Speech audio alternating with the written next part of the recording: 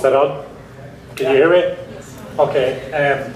I won't spend very long because you've already heard me talking this morning, and I think it is so important because even listening to some of my colleagues there, some of the things, like I am very interested to know, if I can ask a question later on, how come the participation rate goes from 16 to 11 in your situation? It's if we can understand that, then we can understand how things are happening. But to fulfill I'm Michael Kenny. I'm the Department of Adult and Community Education in Maynooth University. It is the only academic department of adult education in Ireland. Ireland with a population of 4.5 million, and as I said before, when just some of the figures, 23% of our population is in education. The primary reduces a bit going into secondary, so you have it is compulsory to go to primary. It is compulsory to stay in school until you're 16 years of age, similar to many of my colleagues here. And the participation rate in university is 135,000.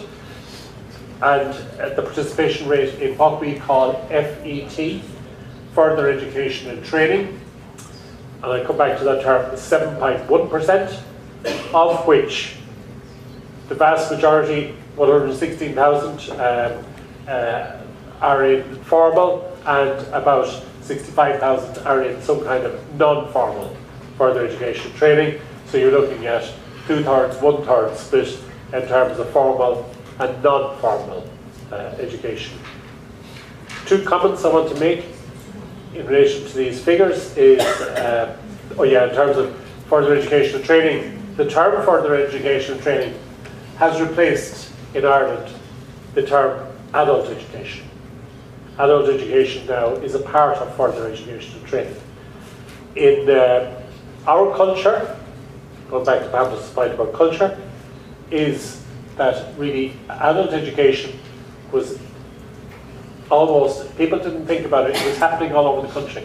When you come from an older culture, as Ireland is, the Celtic culture, you are always involved in transferring that culture to the next generation.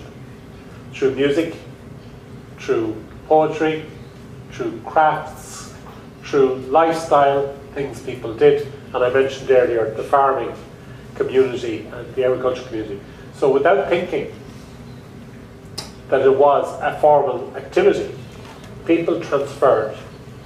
So I would have learned stories, I would have learned music, I would have learned dance, etc. from my parents and from their grandparents, so it transfers across. So that's a constant process of education that I think we don't recognise now as being education in the same way. Like, it's not, it's just, so really in a sense you could say everybody was an adult learner in that sense. It's only more recent times as we've become industrialised, urbanised and modernised that has changed.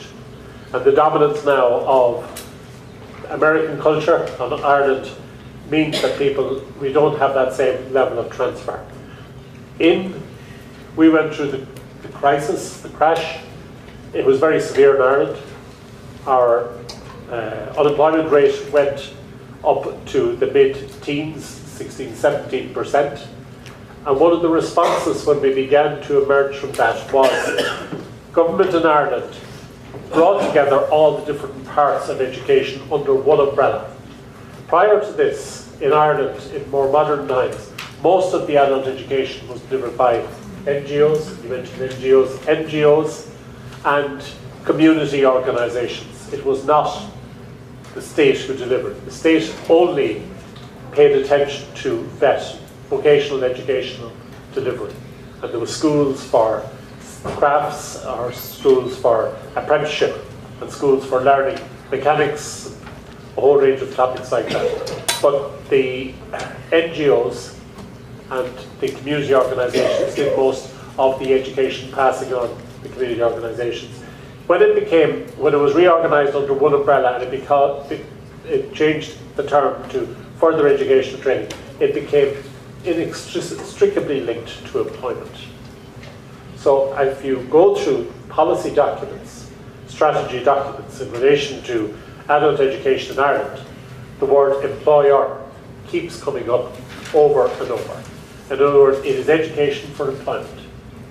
And this is the point that was made by somebody else about understanding the glue that holds democracy, that holds a community and a country together. An understanding of our culture, things like that, are not given, I would argue, the attention they need to be given. Fine, we're producing, and Ireland has very good workers and very highly qualified workers, but we have a deficit in terms of understanding. Even for me, because we're in Ireland, I get an opportunity of meeting colleagues and yourselves, but many of people don't get unless they go on holidays. That's the extent of their meeting. So to understand Europe, to understand the world and the complexities of our world is something that is, I would argue, missing very much from our education system. So, but it's important for you to realise that that education, adult education in Ireland has become very, very strongly linked to employment, to qualifying people with employment. And as I said earlier on, we now have a large number of people who are overqualified.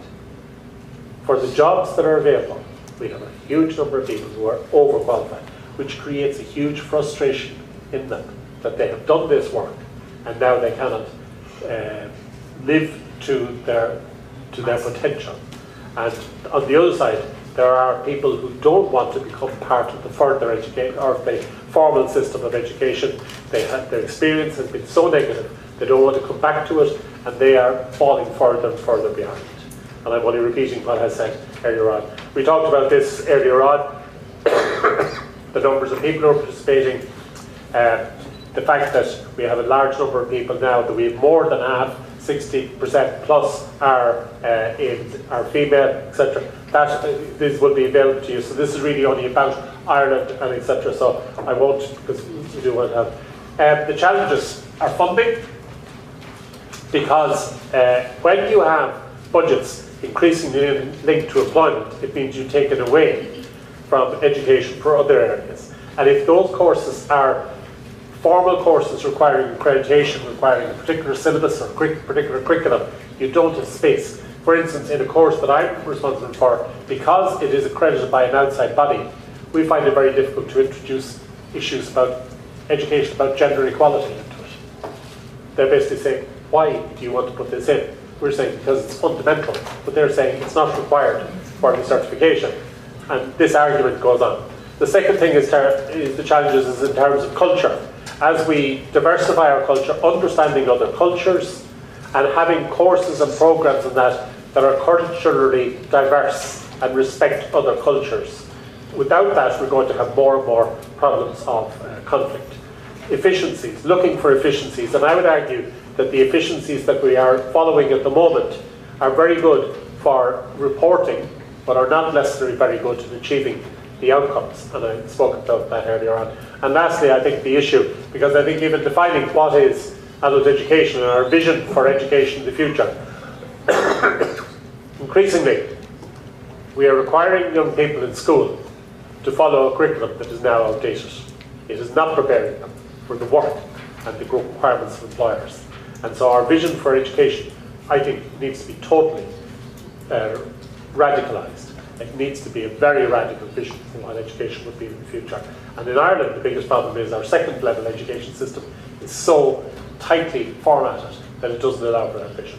We implemented the DIMA. We found it a really interesting project. I was really delighted to be involved in it. It carried on from my interest that I had in policy development before. The toolkit and the online course are tremendous additions to building capacity in people understanding what policy is and what particularly adult education policy is. We see great possibilities in this being applied on a wider basis because it is best practice in terms of designing policies on a broad level. And lastly, I think that we involved 35 people as reviewers of the programme, and they said they were practitioners, they were policymakers, they were academics, and they were educational technologists. And all their response was they could not fault the toolkit, they could not fault the programme.